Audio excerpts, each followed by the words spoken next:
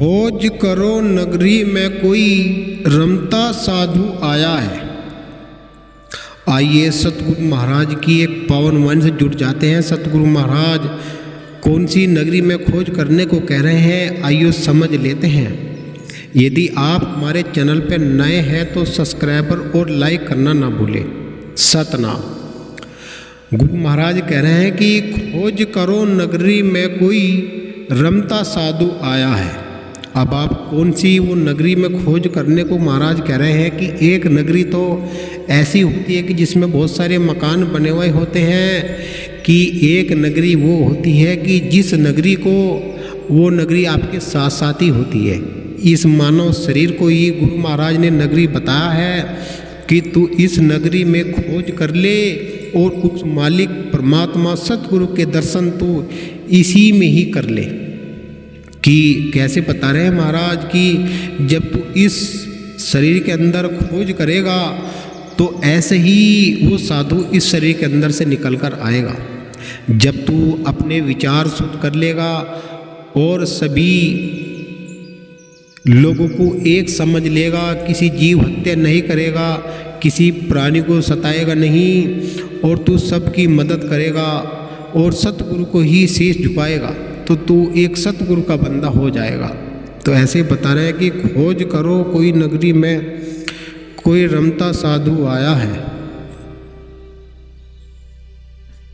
महाराज कह रहे हैं पहली कली के द्वारा कि रूप न रेखा वरण न देखा, नेम का डेरा लाया है। न रूप है न रेखा है, न वरण है न नेम का डेरा लाया है। अब आप एक चीज़ जान लीजिएगा कि एक रसोई के अंदर हल्दी, मिर्च, तेल, मसाले सभी खाद्य सामग्री उपस्थित है और वहाँ एक नमक नहीं होता, तो सभी चीज़ों का टेस्ट बदल जाएगा। तो उस नमक की ढाली गुरु महाराज नेम टेम बता रहे हैं कि तू नेम टेम जब तू करना शुरू कर देगा, 2 घड़ी 4 घड़ी तू ध्यान करना शुरू कर देगा, मेडिटेशन शुरू कर देगा, तो तुझको समझ आ जाएगी धीरे धीरे। क्या बताया है कि रूप न रेखा वरण न देखा, नेम का डेरा लाया है। कि सूरत निरत के तार चढ़ाए के एक और शब्द सुना है। कि सूरत किसको कहते हैं? कि सूरत जब गुरु के चरणों में सूरत लग गई और निरत हमने ये जान लिया कि हमारे लिए अच्छा और बुरा क्या है। कि सूरत निरत के तार चढ़ाए के एक और शब्द सुना है। कि खोज करो नगरी में कोई रमता साधु आया है। कि इस शरीर के अंदर ही खोज करनी होगी। इस शरीर के अंदर जब आप खोज कर लोगे तो आपको ज्ञान मिलना शुरू हो जाएगा। क्या बताया है दूसरी कली के द्वारा कि 5 लड़के 25 लड़की एक नारी ने ही जाया है। अब ये कौन से 5 लड़के और 25 लड़की है जो एक नारी ने ही जाया है, आइए समझ लेते हैं और इसका विस्तार से जान लेते हैं। 5 लड़के बताए हैं महाराज ने, 25 लड़की बताई हैं जो एक नारी ने ही जाया है। अब आप एक चीज़ जान लीजिएगा कि 5 तत्व का पुतला है वो, जैसे आकाश, वायु, अग्नि, पृथ्वी और जल। अब इनके 5 भाग हैं। जैसे आकाश का हो गया काम, क्रोध, शोक, मोह, भय। आकाश जैसे काम, क्रोध, शोक, मोह, भय, ये तो हो गए आकाश के। ऐसे ही वायु के चलना, बोलना, ध्यावना और परसना, अकुचला, ये 5 इसके हो गए।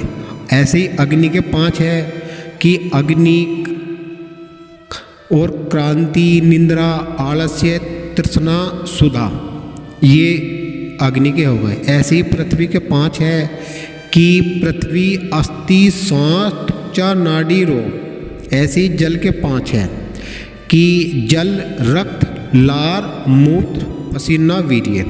इस प्रकार से महाराज बता रहे हैं कि 5 लड़के 25 लड़की एक नारी ने जाया है। ये 25 लड़कियां हैं और 5 लड़के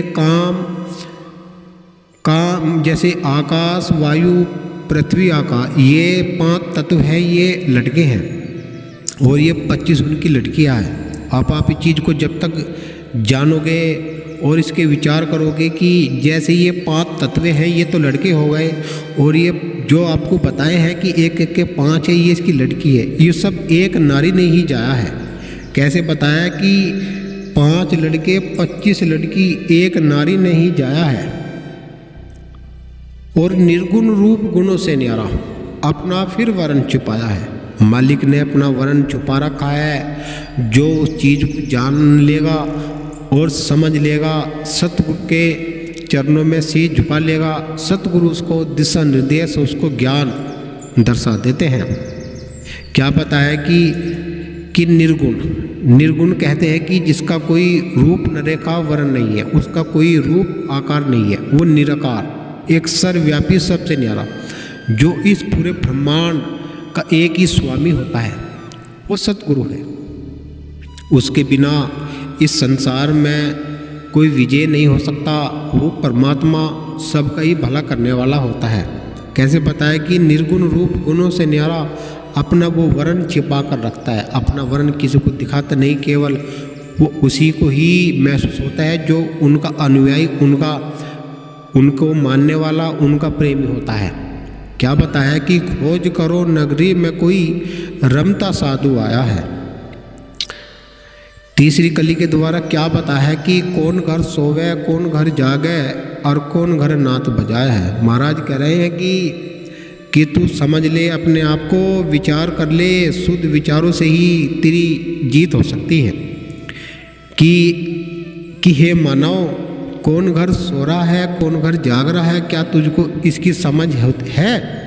नहीं है। अब आप कि कौन घर जागे, कौन घर सोवे, कौन घर नाथ बजाया है, कि कौन पुरुष का ध्यान धरा, फिर काहे में समाया है। कि खोज करो नगरी में कोई रमता साधु आया है। अब आप इसकी अर्थ समझ लीजिएगा कि इसका अर्थ क्या है। गुरु महाराज कह रहे हैं कि चांद घर सोवे, सूरज घर जागे, अनहद नाथ बजाया। कि चांद घर सोवे, सूरज घर जागे, अनहद नाथ बजाया, और सतपुरुष का ध्यान धरा है, फिर आपे में आप समाया है। कि आप एक चीज़ जान लीजिएगा कि आपकी 2 नाक छिद्र होते हैं नाक के, तो उसमें एक चंद्र होता है, एक सूर्य, जिसको इंगला और पिंगला कहते हैं। जब आप इंगला और पिंगला को जान जाओगे, इसके रहस्य को आप जान जाओगे, क्या आप जानते हैं कि आपकी सांसें आपको कहाँ तक पहुँचा सकती है? आपकी सांसें आपको माला माल कर सकती है, आपकी सांसें ही आपको कंगाल कर सकती है।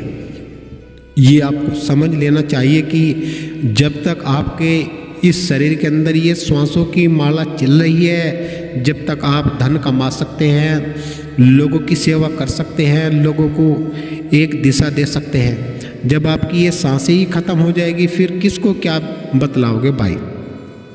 ऐसे ही बताया, महाराज बता रहे हैं कि सतपुरुष का ध्यान धरा, फिर आप में आप समाए। यदि तुझको सच्चे ज्ञान की ज़रूरत है तो तू सतगुरु को शीश झुका ले, और जब तू सतगुरु को शीश झुका लेगा तो तुझको वो चीज़ मिलनी शुरू हो जाएगी। कि खोज करो नगरी में कोई रमता साधु आया है। जब तू इस चीज़ को जान लेगा और सांसों की माला की तू महिमा जान लेगा, और सांसों में ही तू सतगुरु का नाम का जाप करना शुरू कर देगा, तो तुझको बहुत ही लाभ हो जाने वाला है। तो क्या बताया है लास्ट कली के द्वारा कि जो तन खुजा वो तन पाया, वो ही संत कहाया। कि जो तन खुजा वो तन पाया, वो ही संत कहाया। कह रविदास सुनो भाई साधु, अगम संदेशा लाया। कि जो सभी रुआग देश से अलग होता है, और जो सभी काम क्रोध मोह लोभ ईर्ष्या से न्यारे होते हैं, वही सतगुरु के बंदे होते हैं। सतगुरु के बंदे ना माया में रहते, जो माया को लूटने खसोटने में लगे हुए होते हैं, जो माया को लूट रहे हैं, लोगों को उस मालिक परमात्मा के नाम से लूट रहे हैं, वो कोई साधु नहीं हो सकते। जो आज बड़ी बड़ी गाड़ियों में घूम रहे हैं, वो कोई साधु नहीं हो सकते। जिन्होंने वो स्वाद ही नहीं छोड़ा, तो वो साधु कैसा हो जाएगा? जब वो स्वाद छोड़ देगा और सतगुरु का बंदा हो जाएगा तो उसी को ही सतगुरु का बंदा कहा जा सकता है कि जो तन खोजा वो तन पाया, वो ही संत काया, कह रविदास सुनो रे भाई साधु, अगम संदेशा लाया। कि खोज करो नगरी में कोई रमता साधु आया है, कि इस शरीर के अंदर ही खोज करनी होगी, इस शरीर के अंदर ही सब कुछ मिलने वाला है। क्या बताया है कि जो तू साचा बानिया सत की हाट लगा, और झाड़ू अंदर दे के कूड़ा बार भगा। कि भाई तो जिस प्रकार से एक घर होता है उसके अंदर साफ सफाई नहीं होती तो वहाँ झाड़ू का उपयोग किया जाता है, जाले वाले सब झट जाते हैं। उसी प्रकार से जब तू सतगुरु का शब्द ले लेगा और उसका उच्चारण तू करना शुरू कर देगा तो तेरे अंदर साफ सफाई हो जाने वाली है। ऐसे ही बता रहे हैं महाराज कि जो तू साचा बानिया सत की हाट लगा, और झाड़ू अंदर दे के कूड़ा बार भगा। तो महाराज दिशा निर्देश दे रहे हैं, आप इस चीज़ को समझ लीजिएगा और विचार कर लीजिएगा कि आपके लिए क्या अच्छा क्या बुरा। आपको ही तय करना होगा इस चीज़ को, तो क्योंकि आपका जीवन है, आपको अंधकार में ले जाना है या प्रकाश में ले जाना है। एक अंधकार में जितने भी यहाँ जब से ये पीढ़ी शुरू हो रही है कि इसमें सब लोग आ रहे हैं जा रहे हैं, जब आप इस चीज़ को समझ लोगे, अपने घर के अंदर उस मालिक परमात्मा की गद्दी लगा लोगे, सतगुरु रविदास महाराज की गद्दी लगा लोगे और वहीं सामग्री करोगे और वहीं अरदास गुरु महाराज से करोगे, और जो भी आपके घर के अंदर रूखा सूखा बनता है उसी का ही मालिक परमात्मा का भोग लगाओगे। कहोगे हे मालिक, जैसा तूने मुझको दिया है ऐसा ही तू उसको खा ले, कि तूने ही मुझको जो रूखा सूखा दिया है वो सबसे पहले तुझको इस समर्पण भाव से हे मालिक परमात्मा, हे सतगुरु महाराज, कि तू भोग लगा ले। तो वही कहते हैं महाराज कि लगेगा भोग कटेगा रोग और खुश रहेंगे नगरी के लोग। मालिक परमात्मा का उस घर के अंदर भोग लगता है वो घर बड़ा ही खुश नसीब होता है। जिस घर के अंदर सतगुरु का भोग नहीं लगता वो तो दुर्मति का मारा होता है, वो तो नीच होता है। जो उस मालिक परमात्मा को भोजन नहीं कराते, उनको भोग नहीं लगाते, और भोग भाव से लगता है। श्रद्धा जब आ जाएगी, श्रद्धा के बीज बू जाएंगे, तभी उस मालिक परमात्मा का भोग लगना शुरू हो जाएगा, तो जीवन सुख में आनंद में होना शुरू हो जाएगा। यही सच्ची बात मालिक की है कि जो बिना उस मालिक परमात्मा के इस संसार के अंदर कोई तिर नहीं सकता। महाराज कहते हैं कि तुझको सवेरा उठना पड़ेगा और सवेरा उठकर तुझको ध्यान लगाना होगा। क्या बताया महाराज कि कह रविदास जीते जी मरना, भव सागर से पार उतरना। कि कह रविदास जीते जी मरना, भव सागर से पार उतरना, उठकर भजन गुरु का करना, छोड़ दे हेरा फेरी। कि हे मानव, तू ये सब हेरा फेरी छोड़ दे, अंत समय में तेरे काम नहीं आने वाली, कि तू अंत समय में पछताएगा। जब तेरे कैसे बताया कि मन में क्रोध नहीं, मन में क्रोध नहीं, मन में क्रोध बोल नहीं रस का, लगा नहीं सत्संग का चस्का। कि जब तेरे काम रहा न पसका, उठेगी जाल बतेरी। कि भाई तू अपने मन में से क्रोध हटा ले और रस ले आ तू अपनी वाणी के अंदर। और ये तुझको कब आ सकता है? जब वो सत्संग का चस्का लग जाएगा।